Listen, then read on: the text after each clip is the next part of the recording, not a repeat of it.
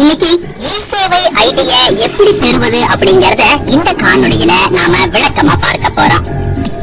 அதுக்கு முதல்ல நாம www.pnesevai.tn.gov.in/citizen அப்படிங்கிற இத கிளிக் செய்யணும்.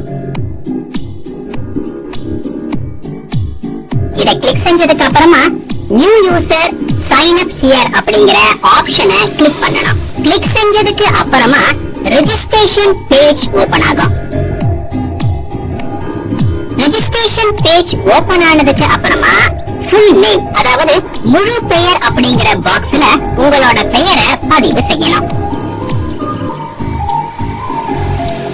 அடுத்தபடியா டிஸ்ட்ரிக்ட் ஆப்ஷன்ல உங்களோட டிஸ்ட்ரிக்ட் பெயரை பதிவு செய்யணும். அதுக்கப்புறமா தாலுக் ஆப்ஷன்ல உங்களோட தாலுக்கோட பெயரை பதிவு செய்யணும். அதுக்கப்புறமா மொபைல் நம்பர், அதாவது கைபேசி எண் அப்படிங்கிற ஆப்ஷன்ல உங்களோட மொபைல் நம்பர், அதாவது கைபேசி எண்ணை பதிவு செய்யணும். அடுத்தபடியா இமெயில் ஐடி, அதாவது மின்னஞ்சல் முகவரி அப்படிங்கிற ஆப்ஷன்ல உங்களோட இமெயில் ஐடி, மின்னஞ்சல் முகவரிய பதிவு செய்யணும். அதுக்கப்புறம் ஆதார் நம்பர், அதாவது ஆதார் எண் அப்படிங்கிற ஆப்ஷன்ல உங்களோட ஆதார் எண்ணை பதிவு செய்யணும்.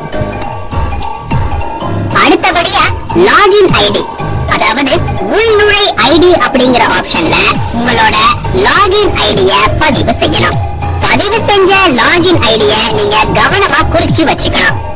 ஏன்னா சைன் அப் செய்யும் பொழுது இந்த லாகின் ஐடியை தான் நீங்க பதிவு செஞ்சு பயனடைய முடியும்.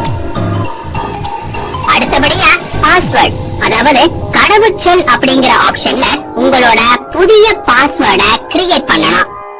அந்த கடவுச்சொல்ல உருவாக்க இந்த வழிமுறைய நீங்க தொடரணும். அந்த வழிமுறைகள் என்ன அப்படின்னா 6 முதல் 12 வார்த்தைகள் அதுல இருக்கணும். அதுல ஒன்று கேபிட்டல் லெட்டர், ஒன்று ஸ்மால் லெட்டரா இருக்கணும். அப்புறமா நம்பரும் இருக்கணும். அடுத்தபடியா டிஸ்பிளேல தெரியக்கூடிய ஏதாவது ஸ்பெஷல் கேரக்டர்ஸும் இருக்கணும். இதெல்லாம் பதிவு செஞ்சதுக்கு அப்புறமா உங்களோட பாஸ்வேர்டை பார்த்து நீங்க தெளிவா பதிவு செய்யணும்.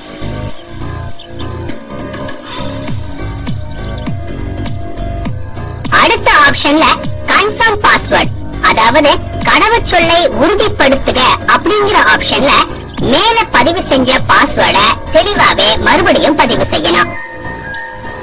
கடைசியா என்டர் கேப்சா கோட் அப்படிங்கிற ஆப்ஷன்ல ஸ்கிரீன்ல தெரியக்கூடிய கேப்சா கோட பார்த்து சரியாக பதிவு செய்யணும். கடைசியா அனைத்தும் சரி பார்த்ததுக்கு அப்புறமா சைன் அப் பட்டனை கிளிக் பண்ணணும். அத கிளிக் செஞ்சதுக்கு அப்புறமா உங்களுடைய தொலைபேசி எண்ணிற்கு ஒரு OTP எண் வரும். அந்த எண்ணை என்டர் OTP பாக்ஸ்ல பதிவு செய்யணும்.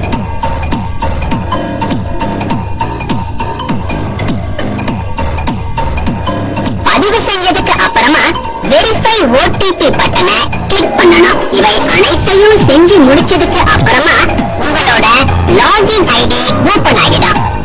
இந்த ஐடியை வச்சுக்கிட்டு அனைத்து சேவைகளுக்கும் சென்று நீங்க பயனடைய முடியும்.